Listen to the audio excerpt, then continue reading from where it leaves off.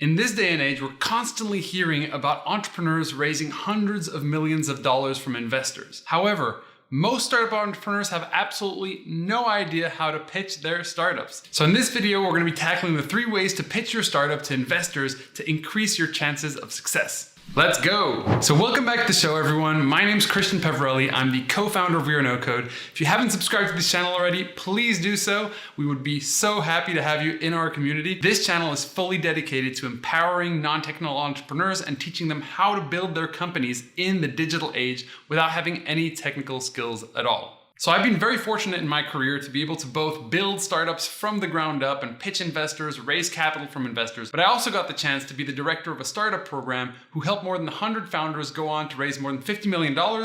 And through that experience, I was able to see a huge number of applications and see how those people were pitching me. So I'm really excited to share my insight here, having been on both sides of the table. So first of all, there are 3 different types of pitches. And if you get the placement of those pitches wrong, you're most likely serving the wrong message to the wrong individual at the wrong time. And what I mean by that is that you're going to be meeting investors who are in completely different situations with a different context when you are pitching this. You might be at an event and you meet up with a couple investors. You might just have 10, 15, 30 seconds to actually talk about what you're working on. You might meet them in a more formal setting, like the setting of pitching in front of them at a pitch competition, for example. You also might be in a situation where you're being invited in after an introductory email to go pitch directly to them. Now, the formats you're going to want to use to address these 3 different pitches are quite different. Now, the first kind of pitch is the one-liner. Now, pretty much exactly how it's described, it is a simplified sentence or a phrase that really describes what your company does and the value that you provide to customers. Now, think of the last time you went to a bar, you met a new person, and they asked you what you did. You didn't go off on a 10 to 20 minute explanation in depth of what you did, right? Well, that's probably the biggest mistake that entrepreneurs make when they start pitching their company, specifically when they have a very short period of time. Now, in the example of meeting an investor at a conference, you may only have 10 seconds to really pitch what it is that you're doing, and so you have to be very concise. And so this is a phrase that you're essentially going to want to set up that's going to be something like this. So if I was trying to pitch my company that's We Are No Code, I would say, We Are No Code is an online school for non-technical entrepreneurs to build their technology platforms or software without writing a single line of code and making money from it. That would basically be my one-liner, right?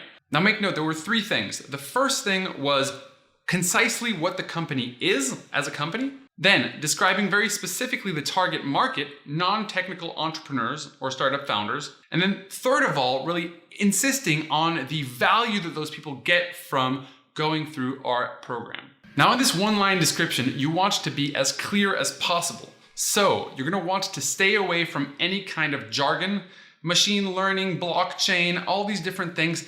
It's an overcomplication of what it is that you actually do. And even though those are features that will deliver the value to the customers, that's not what we want to lead with when we're talking to investors. So in other words, you're going to want to keep it in layman's terms. So a lot more work should go into your one-liner, and you should have it at the end of your tongue at all times to be able to quickly tell people what it is that you do. This will be required anytime you meet a new individual who wants to learn about your startup. Many applications ask you for a one-liner as well, and you'll have to have that one-liner in any introductory email that's sought out by one of your contacts to connect you to an investor as well. Now, the second type of pitch is the 30-second pitch. Now, a couple months ago, I went down to San Diego to partake in an event called Founders Post. Now, it's an event where startup founders pitch in front of a panel of investors and get feedback on their pitch. The number one mistake that I saw people making was that they had 30 seconds to talk about their company, and they were trying to jam-pack as much information as possible in those 30 seconds. The consequence of this was that no entrepreneur really understood what it was that they actually did. So they flew through the explanation of what they did to explain more and more details about their startups. Huge mistake. Remember, people process information a lot slower than you're able to talk. Now, when I was the director of Startup Boost LA, we actually got startup founders to start with a 30-second pitch. And each time we saw them to pitch again, we would add 30 seconds and additional information that they could pitch in that time. But most people were never able to get through that first 30 seconds because they were just trying to get too much in. So don't make that mistake yourselves. Keep it very simple, and here's the structure. Now again, the most important thing, and first of all, is to get people to understand what it is that you actually do. So what I usually tell people is to use their one-liner just to get people to understand what they do, and then reiterate that one-liner in a different way of explaining it. So if I said, for example, We Are No Code is an online school to teach entrepreneurs how to build companies, if I wanted to be more specific, I might say, we teach startup founders how to launch their startups without writing a single line of code with this cool thing called no code. Now, after we've gotten them to understand what it is we actually do, we want to really shoot out fireworks, right?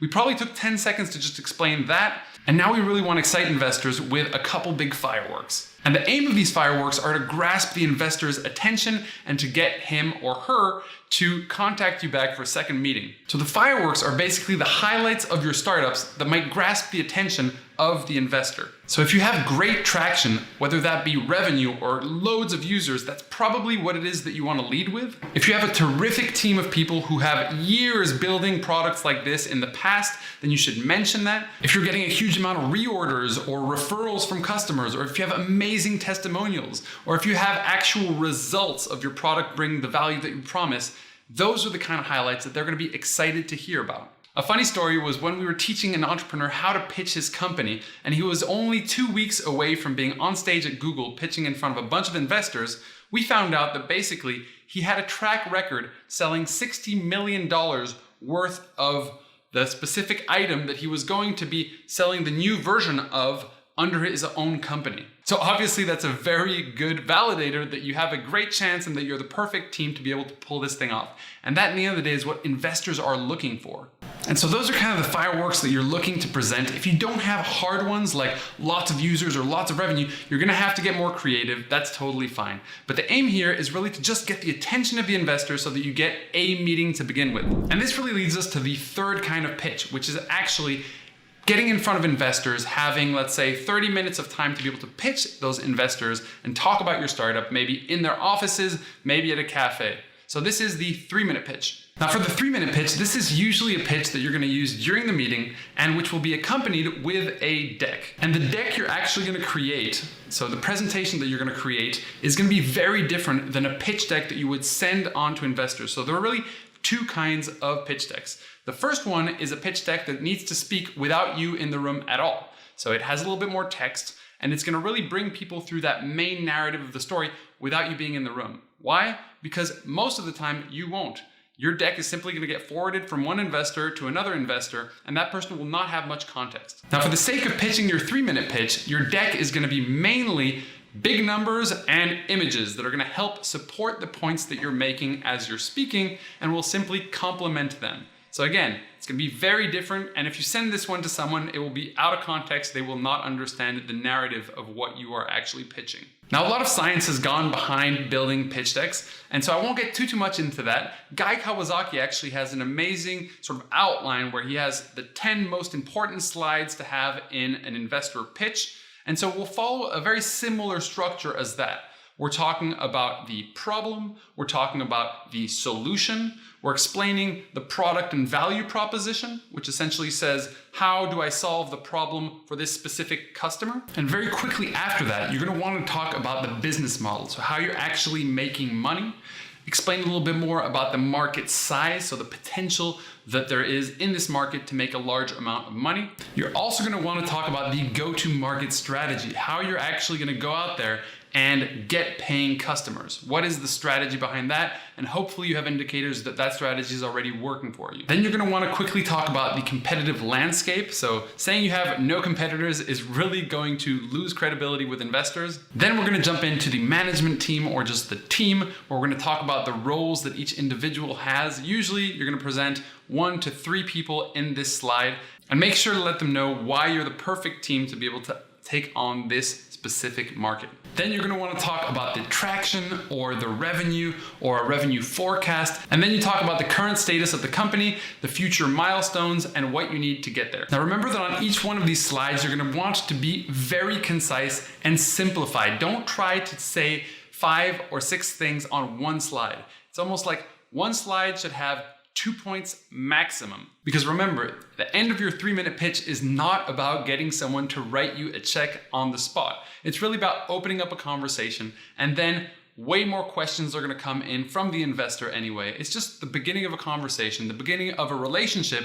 And so it's really important that you make a good impression every step of the way. Now, what I'll usually do is give people a one-liner. If they ask another question, then I'll give them the 30-second pitch. And then if they want a little bit more information, what I do is I either go directly into the questions that they ask me, which will be more in depth, or I can actually set up a meeting to talk about that more in depth, potentially with a deck behind it. Now remember, all of these investors and all of these accelerators that invest have people lining up at their doors trying to raise capital from them.